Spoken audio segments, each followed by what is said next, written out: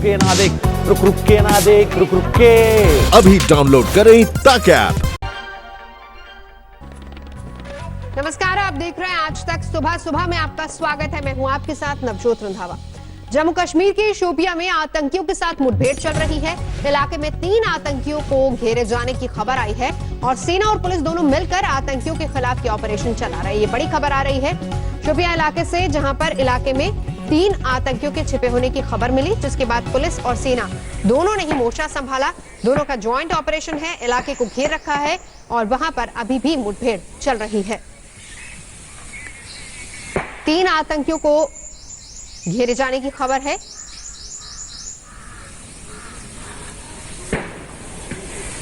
अभी भी एनकाउंटर वहां पर चल रहा है। शोपियां इलाका, जहां पर पुलिस और सेना दोनों का जॉइंट ऑपरेशन चल रहा है। 3 आतंकियों की खबर मिली थी। आगे बढ़ेंगे। महाराष्ट्र में बढ़ते कोरोना के मामले तमाम एक्सपर्ट्स को चिंता में डाल रहे हैं। कोरोना की ऐसी रफ्तार के बीच रियायतों का दौर और भी खतरनाक हो सकता है।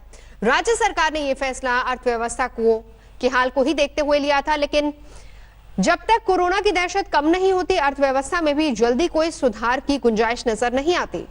रियायतों के दौर में महाराष्ट्र में कोरोना संक्रमण की रफ्तार डराने वाली है। एक तरफ ज्यादातर निजी दफ्तर, बाजार और सार्वजनिक ट्रांसपोर्ट फिर से शुरू कर दिए गए हैं, तो दूसरी तरफ वायरस की छलांग दिनों दिन नए रिकॉर्ड बना रही है। मंगलवार रात तक महाराष्ट्र में कोरोना मामलों की संख्या 90,000 से पार हो गई। 24 घंटे में महाराष्ट्र में 2,259 नए मरीज सामने आए, जबकि 120 लोगों की कोरोना की वजह से मौत हो गई। कोरोना से मरने वालों में मंगलवार को बीएमसी के deputy municipal commissioner Shirish Dixit का नाम भी शामिल हो गया। 54 साल के शिरीष में कोरोना के कोई लक्षण नहीं थे, लेकिन शक के आधार पर उनका टेस्ट किया गया था, जिसमें वो संक्रमित निकले।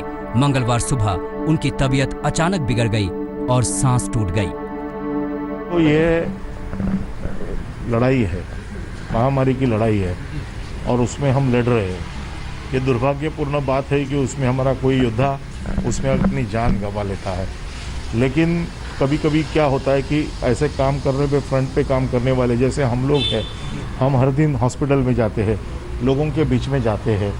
अब हमको भी थोड़ी प्रिकॉशन लेनी पड़ती है। बीते करीब 1 हफ्ते में धारावी की झुग्गी बस्तियों में नए मरीजों की संख्या में गिरावट आई है। 1 जून को यहाँ 34 नए केस दर्ज हुए थे। ये आंकड़ा कम होते होते 8 जून को 12 रह गया। पिछले 1 हफ्ते की अगर जो बात करें तो एशिया की सबसे बड़ी स्लम में यहाँ पर जो केसेस है वो काफ़ी ज़्यादा कम हो रहे हैं।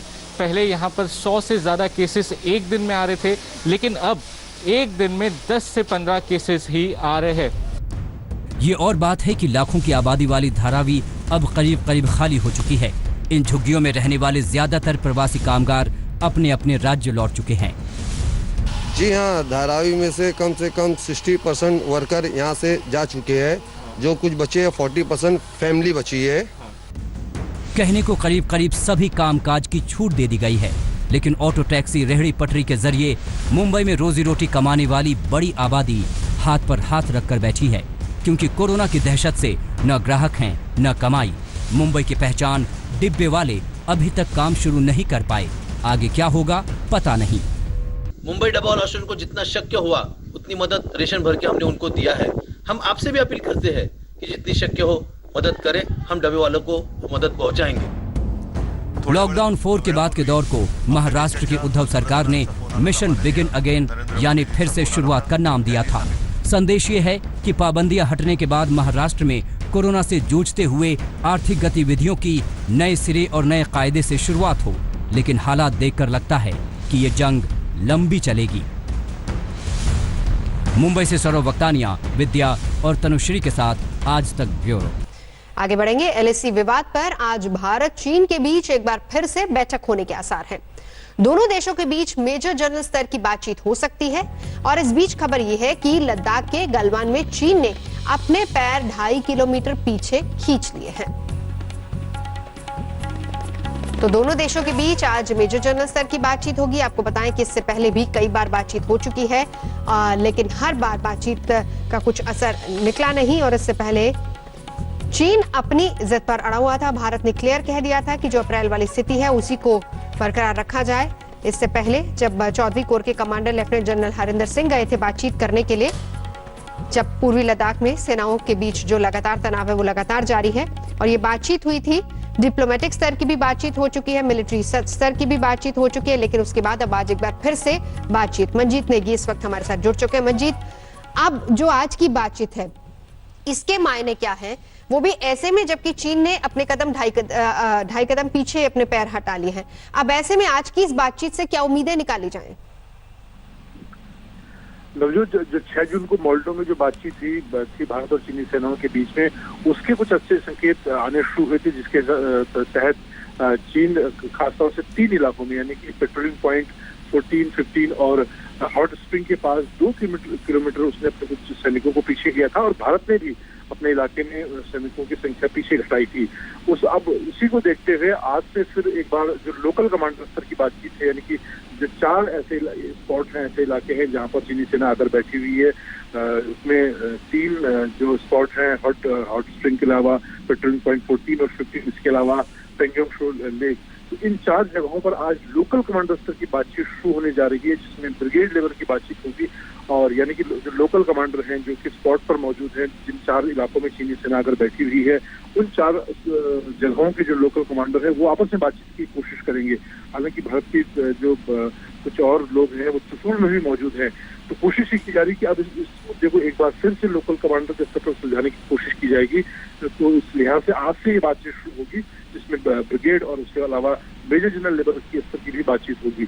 तो ये एक तरह से पिछले दिनों में भारत का जो सैन्य और राजनीतिक दबाव रहा है नवजोत, उसी का परिणाम है कि चीन अब बातचीत के टेबल पर एक बार फिर से लौट रहा है और इस मसले का जो हल है उस दिशा में आगे बढ़ रहा है। शुक्रिया, नजर आप बनाए रखिए। काफी इंपॉर्टेंट है आज की भी ये बैठक। आपको बताएं कि इससे पहले 10 बार की बातचीत हुई, फिर डिप्लोमेटिक स्तर की बातचीत हुई, फिर मोल्डो में एक बातचीत हुई, अब उसके बाद ये वाली बातचीत जो कि काफी अहम मानी जा रही है। चीन के साथ विवाद में भारतीय कूटनीति का असर भी देखने को मिल रहा है। चीन सेना अब बैकफुट पर नजर आ रही है। वहीं सीमा पर तनाव कम करने को लेकर आज दोनों देशों के बीच एक और अहम बैठक हो रही है। चीन के साथ जिस LAC विवाद ने सीमा और सियासत का पारा गर्म कर रखा था, वहां पर भारत की कूटनीति रंग लाती दिख रही है। लद्दाख में चीन की सेना धीरे धीरे पीछे हट रही है, वहीं सीमा पर तनाव कम होता नजर आ रहा है। सूत्रों के मुताबिक चीनी सेना गलवान वैली, PP-15 और हॉट स्प्रिंग इलाके में 2 से 2.5 किलोमीटर पीछे तक हट गई है। ये सभी इलाके पूर्वी लद्दाख में पड़ते हैं। गलवान वैली के इलाके में चीन ने जो वेसल और नौकाएं तैनात की थी उसे हटा लिया गया है। भारतीय सेना भी इस इलाके में पीछे हटी है और अपने वाहन वापस लिए हैं। सूत्रों के मुताबिक इन जगहों पर बटालियन कमांडर स्तर की बातचीत चल रही है। दोनों पक्ष के कमांडरों की आपस में हॉटलाइन पर बात हुई है। भारत की सैन्य टीम चुसूल इलाके में पहले से मौजूद है ताकि चीनी पक्ष को बातचीत में शामिल किया जा सके। यहाँ तक LAC से ट्रुप्स का हटना ये एक बहुत बड़ा कॉन्फिडेंस बिल्डिंग मेजर है और दोनों सेनाओं को पीछे हटने में इससे और बड़ा भरोसा आएगा दोनों सेनाओं में और जल्दी इसका हल निकलेगा। जहाँ तक पीछे बैठे ट्रुप्स हैं डेप्थ में, वो मुझे नहीं लगता कितने आसानी से जाएंगे, क्योंकि उनको वहाँ पर बिठाया ही इसीलिए गया था मनोवैज्ञानिक दबाव डालने के लिए। सीमा पर तनाव कम जरूर हुआ है, लेकिन टेंशन अभी खत्म नहीं हुई है। ऐसे में भारत और चीन के बीच सीमा विवाद पर आज डिविजनल कमांडर स्तर की एक बार फिर बातचीत हो सकती है। अगर आज बैठक नहीं हुई तो कल बैठक होने की संभावना है। दोनों देशों ने आपसी सहमति और बातचीत के आधार पर सीमा विवाद निपटाने की बात दोहराई है। सूत्रों के मुताबिक 6 जून की बैठक में दोनों पक्षों में जो बात हुई उसी आधार पर कोर कमांडर स्तर की वार्ता होने जा रही है। पेंगोंग इलाके को लेकर दोनों पक्षों में बात फंस रही है, जिसे सुलझाने की कोशिश जारी है। ये चीन का प्रयत्न है कि समय को खरीदना, बाय टाइम, और जो टेम्पररी पीस, शांति हिंदुस्तान के साथ करना, ताकि वो भयभीत है कि हिंदुस्तान यदि एंटी चाइना प्लेटफॉर्म करता है और आर्थिक रूप से चीन को सजा देने की कोशिश करता है तो चीन की परेशानियां बहुत बढ़ जाएगी। पेंगोंग के 4 फिंगर इलाके में चीनी सेना डटी है। हालांकि अन्य इलाके में उनके पीछे हटने की खबरें आई हैं। 4 फिंगर इलाका हमेशा से भारत के एकाधिकार में रहा है, लेकिन पिछले दिनों चीनी सेना टेंट और गाड़ियों के साथ यहां टिक गई। भारत ने भी इस पर कड़ा विरोध जताया और अपनी फौज लगा दी। भारत सीमा को लेकर पहले ही अपना रुख साफ कर चुका है। भारत की नीति रही है कि हम किसी के सम्मान और स्वाभिमान पर न चोट पहुंचाने की कभी कोशिश करते हैं और न हम अपने मान सम्मान और स्वाभिमान पर चोट बर्दाश्त कर सकते हैं।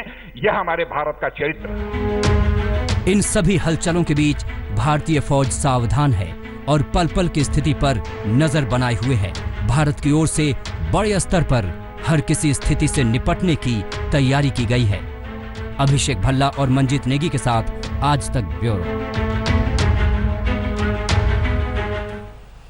चारधाम यात्रा को उत्तराखंड सरकार ने इजाजत दे दी है। फिलहाल स्थानीय लोग ही यात्रा में शामिल हो सकेंगे, लेकिन इस बीच मंदिर समितियों ने सरकार को फैसले पर फिर से विचार करने के लिए कहा है। दरअसल कोरोना के बढ़ते संक्रमण की वजह से यात्रा को टालने की मांग की गई है।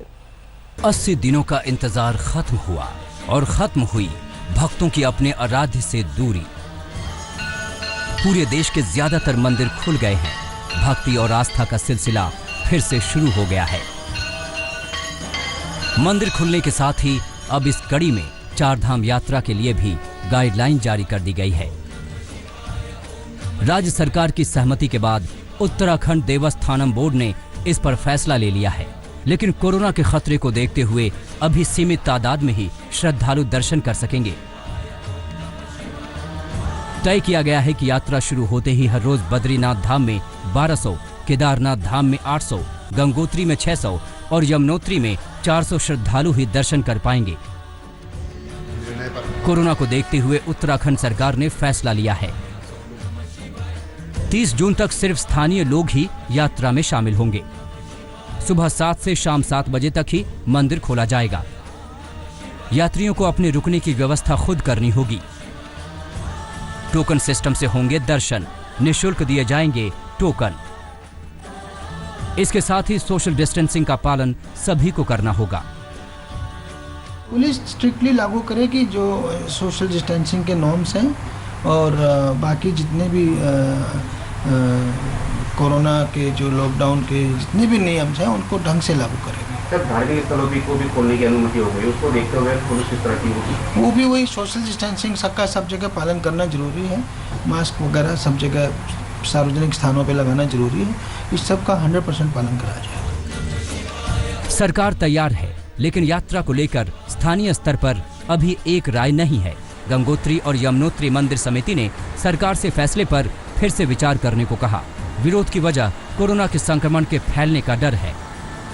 बाहर से ये लोग यहाँ पर श्रद्धालु यहाँ पर आता है तो पर्वतीय क्षेत्रों में तो अभी तक किसी प्रकार का कोई संक्रमण है ही नहीं है। यहाँ पे संक्रमित तो कोई है ही नहीं है। ये तो बीमारी सब बाहर से आ रही है। तो आपको एक बार पुनः इस पर विचार करना चाहिए और ताकि चारधाम यात्रा पर, क्योंकि अगर आप यहाँ पर श्रद्धालु आता है तो कहीं न कहीं ये इतने लोग जो है यहाँ पर संक्रमण के दायरे में निश्चित तौर पर ही आएंगे। विरोध के बाद उत्तराखंड सरकार ने भी स्थानीय प्रशासन और जनप्रतिनिधियों को मंदिर समिति से बात करने के लिए अधिकृत किया है, ताकि यात्रा को लेकर एक राय बन सके। हमने ये कहा कि जो वहाँ के पुरोहित समाज है और जो वहाँ पर स्थानीय लोग हैं, व्यापारी वर्ग हैं, उन सब से बातचीत करिए आप लोग और उसके बाद हम उस पर निर्णय लेंगे। लेकिन मैं इस बात का पक्षधर हूँ कि सीमित मात्रा में, नियंत्रित मात्रा में हमको वहाँ पर यात्रा प्रारंभ करना चाहिए। कोरोना के बढ़ते संक्रमण की वजह से तमाम आशंका और सवाल अभी भी खड़े हैं। ऐसे में तीर्थ यात्रियों को अलर्ट रहने की हिदायत के साथ उत्तराखंड सरकार और प्रशासन हर मुमकिन तैयारी में जुटा है। यही वजह है कि शुरुआत में सिर्फ स्थानीय लोगों को ही इजाजत दी गई है। देहरादून से दिलीप सिंह राठौर और चमोली से कमल नयन सिलोड़ी के साथ ओमकार बहुगुणा, उत्तरकाशी, आज तक। अश्वेत अमेरिकी नागरिक जॉर्ज फ्लॉयड को ह्यूस्टन में अंतिम विदाई दी गई। 46 साल के फ्लॉयड को उनकी मां के पास वाली कब्र में दफनाया गया है। इस दौरान परिवार वालों के अलावा कई लोग वहां पर मौजूद थे। फ्लॉयड की मौत ने एक बार फिर से दुनिया भर में नस्ल भेद के मुद्दे को गरमा दिया है। पूरी दुनिया में नस्लभेद के खिलाफ प्रदर्शन हो रहे हैं। आज भी जिनेवा से लेकर अमेरिका और जर्मनी तक में लोग नस्लभेद के खिलाफ आवाज उठा रहे हैं। फ्लॉयड के आखिरी शब्द आई कांट ब्रीथ इस आंदोलन का एक अहम नारा बन गए हैं। नमस्कार, मैं हूं अंजना ओम कश्यप। हमें उम्मीद है ये वीडियो आपको पसंद आया होगा। लेटेस्ट खबरों के लिए यूं ही देखते रहिए आज तक, और इस वीडियो के पसंद आने पर लाइक, शेयर एंड सब्सक्राइब करना ना भूलें।